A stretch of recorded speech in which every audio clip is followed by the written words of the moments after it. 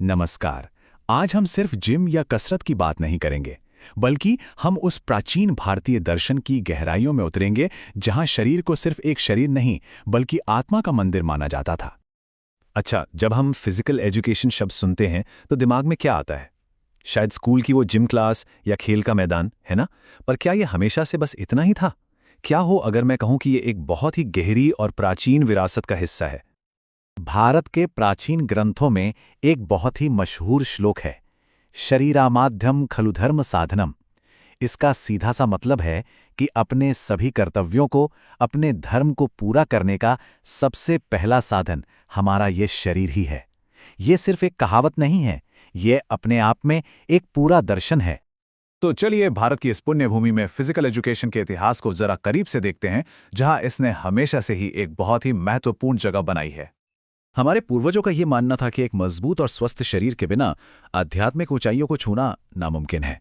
वो शरीर को आत्मा का मंदिर मानते थे, और मंदिर की देखभाल करना तो एक पवित्र कर्तव्य होता है ना? कमाल की बात तो यह है कि शारीरिक ट्रेनिंग को सिर्फ ताकत से नहीं बल्कि मानसिक और यहां तक कि अलौकिक शक्तियों से भी जोड़ा जाता था। महाभारत में वो संजय जो धृतराष्ट्र को महल में बैठे बैठे युद्ध का आंखों देखा हाल सुनाते हैं, वो इसी दिव्य दृष्टि का एक बेहतरीन उदाहरण है। और ये दृष्टि गहन शारीरिक और मानसिक साधना से ही संभव थी। चलिए इस विकास यात्रा पर एक नजर डालते हैं। वैदिक काल से लेकर आज तक फिजिकल एजुकेशन का रूप जरूर बदला है, लेकिन इसका महत्व हमेशा बना रहा। चाहे वो आश्रम और गुरुकुल हों या फिर नालंदा जैसी विश्व प्रसिद्ध यूनिवर्सिटीज, एक स्वस्थ शरीर को हमेशा पहली प्राथमिकता दी गई। इस महान दर्शन ने सिर्फ सिद्धांत ही नहीं दिए, इसने कुछ ऐसे अद्भुत खेलों को भी जन्म दिया जिनकी जड़ें सीधी हमारी पौराणिक कथाओं से जुड़ी हैं। कुश्ती को लीजिए, इसे कभी सिर्फ एक खेल नहीं बल्कि एक तपस्या माना जाता था। हनुमान जी और भीम जैसे शक्तिशाली पात्रों ने इसे एक पवित्र कला का दर्जा दिया। तभी तो आज भी अखाड़ों में पहलवानों को एक अलग ही सम्मान की नजर से देखा जाता है। धनुर्विद्या का मतलब सिर्फ बाण चलाना नहीं था, ये एकाग्रता, अनुशासन और विज्ञान का एक कमाल का संगम था।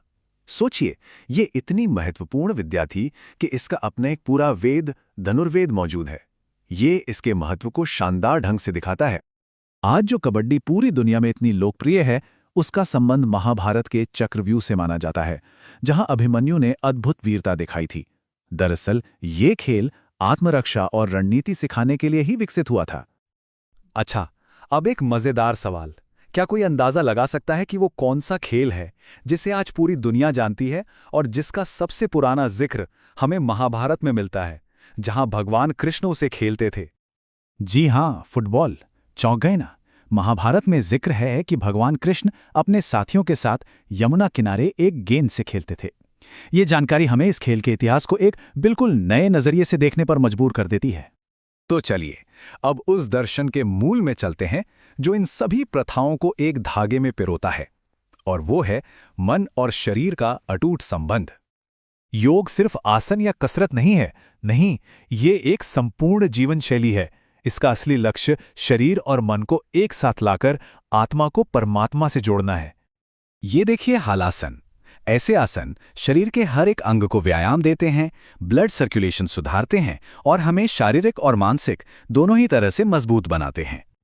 ये है प्राणायाम, यानी अपनी सांसों पर नियंत्रण की एक सरल विधि। ये दिखाती है कि कैसे एक साधारण सी शारीरिक क्रिया हमारे बेचैन मन को पूरी तरह शांत कर सकती है। इससे यह साफ पता चलता है कि हमारी शारीरिक क्रियाएं सीधे तौर पर हमारी मानसिक स्थिति पर असर डालती हैं। तो सवाल ये है कि यह हजारों साल पुराना ज्ञान आज के हमारे इस मॉडर्न जीवन में कैसे लागू होता है? आइए देखते हैं।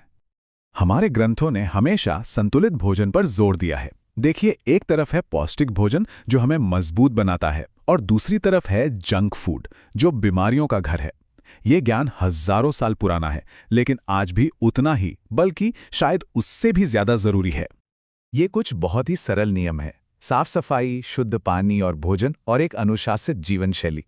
ये वो सिद्धांत हैं जिन्हें प्राचीन काल से ही अच्छे स्वास्थ्य की कुंजी माना जाता रहा है, और आज की इस भागदौड़ भरी जिंदगी में ये और भी ज्यादा जरूरी हो गए हैं। और अंत में ये शक्तिशाली विचार अपने आप में सब कुछ कह देता है। अगर स्वास्थ्य खो गया तो समझ लो सब कुछ खो गया। यही हमारी विरासत का असली सार है। तो अब हम ये समझ सकते हैं कि शारीरिक शिक्षा सिर्फ एक स्कूल का विषय नहीं है। ये एक दर्शन है, जिंदगी जीने का एक तरीका है। यह हमें सिखाती है कि कैसे एक स्वस्थ शरीर के माध्यम से हम एक बेहतर, खुशहाल और उद्देश्यपूर्ण जीवन जी सकते हैं। आज की इस जानकारी के बाद ये सोचने वाली बात है कि हम अपने शरीर, अपने इस सबसे बड़े साधन का सम्मान करने के लिए आज क्या कर सकते हैं। इस पर जरूर विचार कीजिएगा।